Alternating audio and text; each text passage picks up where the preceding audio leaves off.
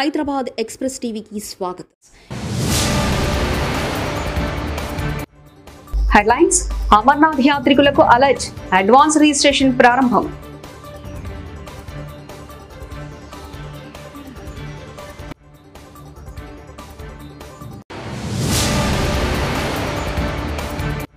సంఘ వ్యతిరేకులతో రాహుల్ రహస్య ఒప్పందం, మోదీ ఘాటు విమర్శ.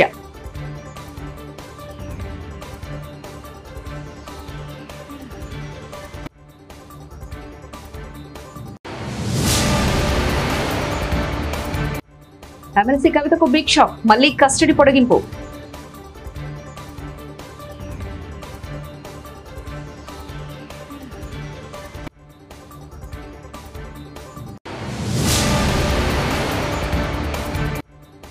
సీఎం జగన్ పై షర్మిల సంచలన వ్యాఖ్యలు.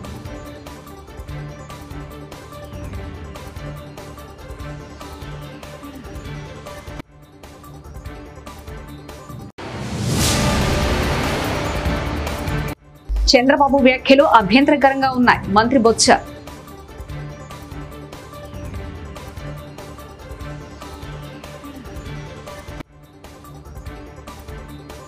కాంగ్రెస్ సీనియర్ నేత వైనాడ్ సిట్టింగ్ ఎంపీ రాహుల్ గాంధీపై ప్రధానమంత్రి నరేంద్ర మోదీ ఘాటు విమర్శలకు దిగారు. సంఘ వ్యతిరేక కార్యకలాపాలకు పాల్పడడంతో నిషేధానికి గురైన ఒక సంస్థకు చెందిన రాజకీయ విభాగంతో రాహుల్ రహస్య ఒప్పందం కుదుర్చుకున్నారని ఆరోపించారు. ఉత్తరప్రదేశ్ లో ఆయన కుటుంబానికి అండగా నిలిచిన నియోజకవర్గాన్ని కూడా రాహుల్ పక్కన పెట్టేశారని అన్నారు. కేరళలో ప్రజా సమస్యలను ప్రస్తావించకుండానే కాంగ్రెస్ క్రౌన్ ప్రిన్స్ ఓట్లు అడుగుతున్నారని పాలక్కాడ్ లో సోమవారం నాడు జరిగిన ఎన్నిక ర్యాలీలో మాట్లాడుతూ మోదీ అన్నారు. यहाँ कांग्रेस ने उस संगठन के पॉलिटिकल विंग से बैकडोर समझौता किया है जिसको देश में देश विरोधी प्रवृत्ति के लिए बैन किया गया है. लेकिन क्या आपने कभी सुना है कांग्रेस के इन नेताओं के मुंह से कभी भी कोऑपरेटिव बैंक के स्कैम के लिए कैसे पैसे लूटे हैं एक शब्द बोलते हैं क्या? कांग्रेस के ये युवराज केरला के लोगों से वोट तो मांगेंगे लेकिन आपके हक में आपके मुद्दों पर एक शब्द भी नहीं बोलेंगे. అమర్నాథ్ వార్షిక యాత్ర 2024 జూన్ 29 నుంచి ఆగస్టు 19 వరకు కొనసాగుతుందని అమర్నాథ్ తీర్థక్షేత్ర బోర్డు శనివారం ప్రకటించింది. 52 రోజుల పాటు సాగే యాత్రకు సంబంధించిన ముందస్తు రిజిస్ట్రేషన్ ప్రక్రియ ఏప్రిల్ 15 నుంచి ప్రారంభమవుతుందని బోర్డు వెల్లడించింది. ఢిల్లీ లిక్కర్ స్కామ్ కేసులో బీఆర్ఎస్ నాయకురాలు ఎమ్మెల్సీ కవితకు మరో షాక్ తగిలింది. ఈ నెల 23 వరకు కవితకు జ్యుడిషియల్ కస్టడీ విధించింది rows avenue court. Liquor scam కేసులో కవితను 3 రోజులు సిబిఐ కస్టడీకి అప్పగించారు. ఈ 3 రోజుల కస్టడీ నేటితో ముగియడంతో ఆమెను రౌస్ అవెన్యూ కోర్టులో హాజరుపరిచారు. ఈ సందర్భంగా సిబిఐ తరఫు న్యాయవాదులు, కవిత తరఫున న్యాయవాదుల మధ్య వాదోపవాదాలు జరిగాయి. 14 రోజుల జ్యుడిషియల్ కస్టడీకి ఇవ్వాలని సిబిఐ కోరింది. సాక్ష్యాలను కవిత ముందు పెట్టి విచారించామని, విచారణకు ఆమె సహకరించలేదని సిబిఐ ఆరోపించింది. ఇరుపక్షాల వాదనలు విన్న ధర్మాసనం కవితను 9 రోజుల జ్యుడిషియల్ కస్టడీకి అప్పగించింది. దీని ప్రకారం కవిత ఏప్రిల్ 23వ తేదీ వరకు జ్యుడిషియల్ కస్టడీలో ఉండనున్నారు. ఏపీలో ప్రధాన పార్టీల అధినేతలపై వరుసగా రాళ్ల దాడులు జరుగుతున్న విషయం తెలిసిందే.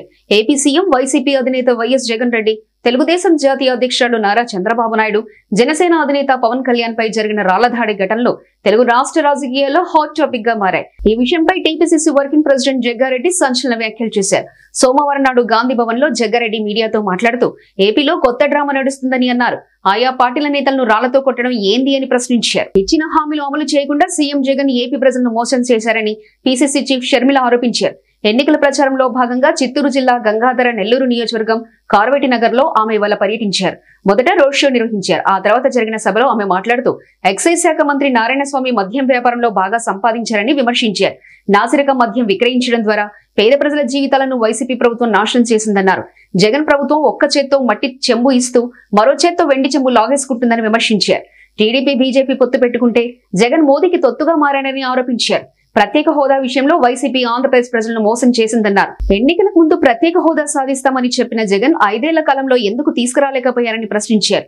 వైసీపీ డ్రామాలను ప్రజలు గమనిస్తున్నారని షర్మిల పేర్కొన్నారు. ఎన్నికల వేళ ఏపీలో చిత్ర విచిత్రమైన ఘటనలు చోటు చేసుకుంటున్నా ఏకంగా ముఖ్యమంత్రిపై రాయి విసడం ఎంతటి దుమారాన్ని రేపిందో అందరికీ తెలిసిందే. విజయవాడ సింగనగర్ లో ఎన్నికల ప్రచారం నిర్వహిస్తుండగా సీఎం జగన్మోహన్ రెడ్డిపై ఆగంతకులు 2 రాళ్లు విసిరారు. ఈ దాడిలో రాయి తగలడంతో జగన్ కంటికి గాయం అవగా మరో రాయి పక్కనే ఉన్న మాజీ మంత్రి వెల్లంపల్లి శ్రీనివాస్ కు తగిలింది. ఈ ఘటన రాష్ట్ర వ్యాప్తంగా తీవ్ర కలకలం రేపింది. అయితే సాక్షాత్తు ముఖ్యమంత్రిపై దాడి జరిగినప్పటికీ సదరు వ్యక్తులు ఇప్పటికీ దొరకకపోవడం గమనార్హం. పటిష్టమైన భద్రత ఉన్నప్పటికీ చుట్టూతా పోలీసుల వలయాన్ని దాటి మరీ సీఎం కు తగిలేలా దాడి చేయడం అనేది అసంభవం. కానీ అవన్నీ దాటుకొని మరీ ముఖ్యమంత్రిపై కొందరు అగంతకులు గులకరాళ్లతో దాడి చేయడం అనేక అనుమానాలకు రేపుతుంది. అయితే అగంతకులకు పట్టుకునేందుకు పోలీసులు ఎంచుకున్న మార్గం ఇప్పుడు హాట్ టాపిక్ గా మారింది. యాదగిరిగుట్టలో ఎన్నికల ప్రచారంలో పాల్గొన్న ప్రభుత్వ విప్ బీర్లా ఐలయ్య చామల కిరణ్ కుమార్ రెడ్డి గారిని గెలిపించాలని ఓటును అభ్యర్థించిన ప్రభుత్వ whip Beerla Ailaiah Bhuvanagiri parliament Congress party అభ్యర్థి చామల కిరణ్ కుమార్ రెడ్డి అత్యధిక మేజర్తో గెలిపించాలని సోమవారం రోజు యాదగిరిగుట్ట పట్టణంలో ప్రభుత్వ విప్ ఆలేరు ఎమ్మెల్యే బీర్లా ఐలయ్య ప్రచారం నిర్వహించారు. ఈ ప్రచారంలో భాగంగా ఓ హోటల్లో పూరీలు వేస్తూ వినూత్నంగా ప్రచారం చేశారు. ప్రతి ఒక్కరూ చేయి గుర్తు ఓటు వేయాలని ఓటును అభ్యర్థించారు. ఈ కార్యక్రమంలో కౌన్సిలర్లు, పట్టణ కాంగ్రెస్ పార్టీ నాయకులు, కార్యకర్తలు తదితరులు పాల్గొన్నారు. కాంగ్రెస్ కోటేస్తే ఫ్రీ సాయిపోయి అందరికి ఎప్పుడు చేయి గుర్తుకోట అని చెప్పి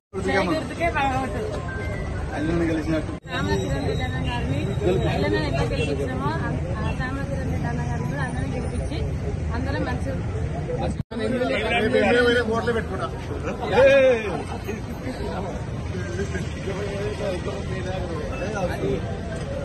అది నేను హోటల్ మెయింటైన్ చేసిన అలా తెలియదు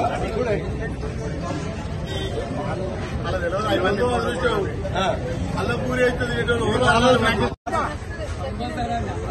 ఎమ్మెల్యే గెలిపించినట్టు ఎంపీ గారిని కూడా మెజార్టీలో గెలిపించారు.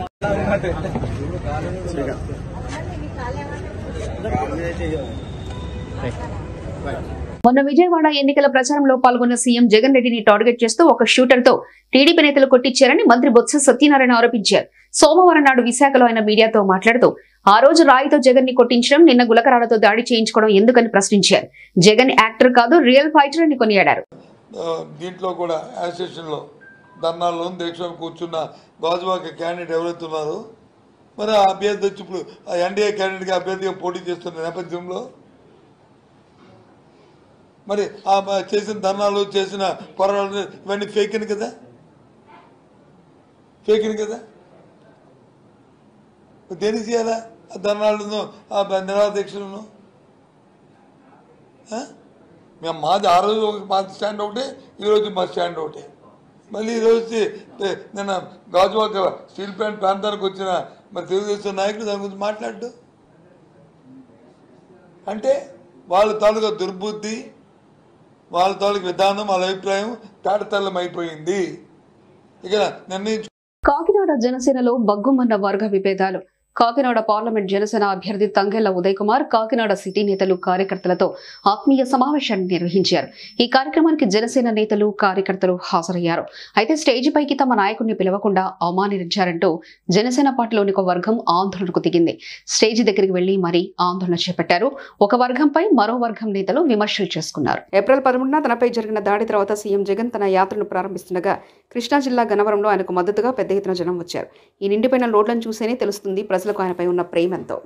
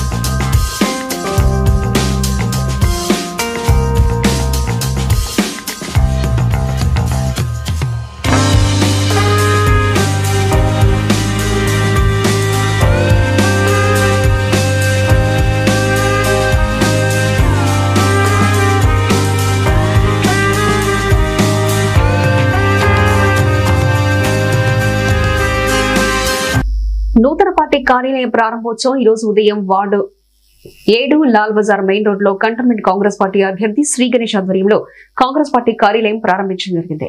ఈ కార్యక్రమానికి ముఖ్య అతిథిగా మల్కాజ్గిరి పార్లమెంట్ ఇన్ఛార్జ్ మైనంపల్లి హనుమంతరావు మరియు మెదక్ పార్లమెంట్ అభ్యర్థి నీలం మధు హాజరయ్యారు. ఈ కార్యక్రమంలో కాంగ్రెస్ పార్టీలోని వివిధ హోదాలలో ఉన్న నాయకులు మరియు కార్యకర్తలు పాల్గొన్నారు.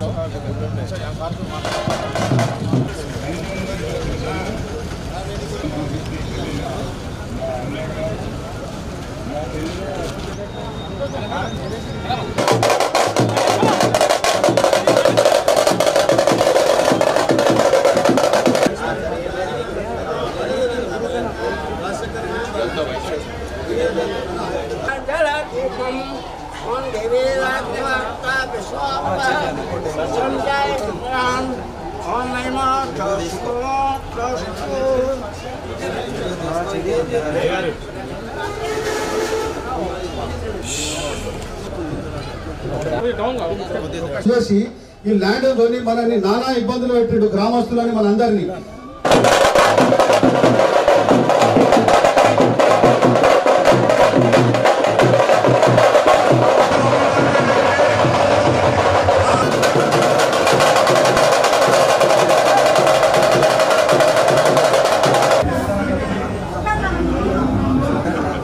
కాంగ్రెస్ పార్టీ అమలు చేస్తున్న పథకాలను ఆకర్షితులై కంటోన్మెంట్ కాంగ్రెస్ పార్టీ అభ్యర్థి శ్రీ గణేష్ గారి సమక్షంలో భారీగా చేరికలు. కంటోన్మెంట్ నియోజకవర్గ పరిధిలోని వార్డు 7 లాల్ బజార్కి చెందిన వారు కాంగ్రెస్ పార్టీ పథకాలకు ఆకర్షితులై పెద్ద ఎత్తున కాంగ్రెస్ పార్టీ కంటోన్మెంట్ ఎమ్మెల్యే అభ్యర్థి శ్రీ గణేష్ గారి సమక్షంలో కాంగ్రెస్ పార్టీలో చేరారు. వీరికి పార్టీ కండువా కప్పి పార్టీలోకి ఆహ్వానించారు శ్రీ గణేష్. చేరిన వారిలో మురళీ ముద్రాస్, భక్తవచలం, మధు, నాగేష్ గౌడ్, రాజేందర్ సింగ్, సాయి యాదవ్, శివ, భరత్, ఆనంద్ జైన్ తదితరులు పాల్గొన్నారు.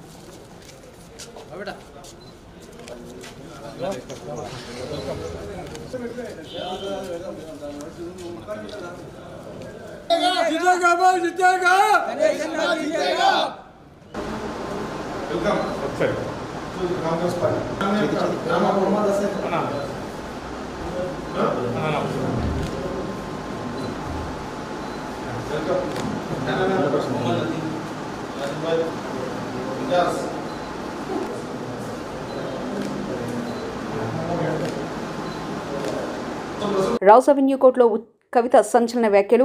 ఇది సిబిఐ కస్టడీ కాదు, బీజేపీ కస్టడీ అని ఎమ్మెల్సీ కవిత అన్నారు. పటిష్టమైన బందోబస్తు మధ్య కోర్టుకు తీసుకెళ్తున్న కవిత లోపలికి వెళ్తూ మీడియా వాళ్ళతో చెప్పిన మాటలు.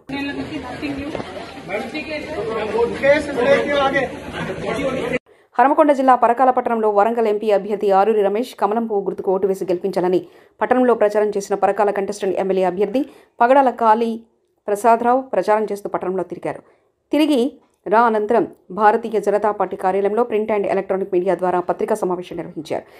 హాజరైన బూత్ ఇన్ఛార్జ్ అధ్యక్షులకు మరియు బీజేపీ నాయకులకు అలాగే ఈ సమావేశంకి వచ్చిన ప్రింట్ ఎలక్ట్రానిక్ మిత్రులందరికీ చేతులెత్తి నమస్కరిస్తున్నాను. ఈరోజు Bharatiya Janata party central committee ఇచ్చిన ఆరు రమేష్ గారు గెలవబోతున్నారు. మీకు తెలుసు మా అభ్యర్థి ఆరు రమేష్ గారు కాంగ్రెస్ అభ్యర్థి కడియం కావ్య నజీర్ గారు బీజేపీలో ఉన్నారు. మేము అందరం ఉన్నాం. మేము జాతీయవాదానికి మోడీకి కంకణబద్ధులమై ఈ రోజు భారతీయ జనతా పార్టీ విజయానికి మీకు కంకణబద్ధులమై ఉన్నాం. చూస్తున్నారు కాంగ్రెస్ గవర్నమెంట్ ప్రజలు అనుకుంటున్నారు ఇది అయింది సార్, ఏదో అయింది. అప్పుడు హెడ్లైన్స్. అమర్నాథ్ యాత్రికులకు అలర్ట్, అడ్వాన్స్ రిజిస్ట్రేషన్ ప్రారంభం.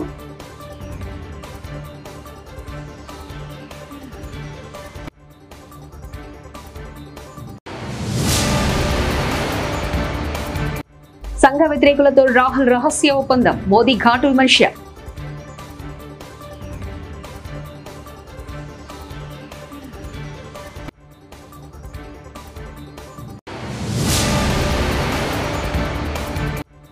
ఎమ్మెల్సీ కవితకు బిగ్ షాక్, మళ్లీ కస్టడీ పొడిగింపు.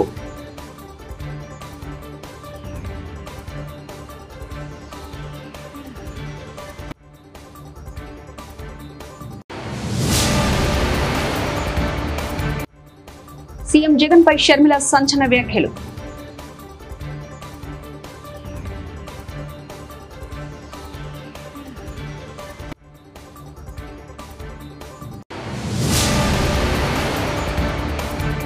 చంద్రబాబు వ్యాఖ్యలు అభ్యంతరకరంగా ఉన్నాయి. మంత్రి బొత్స.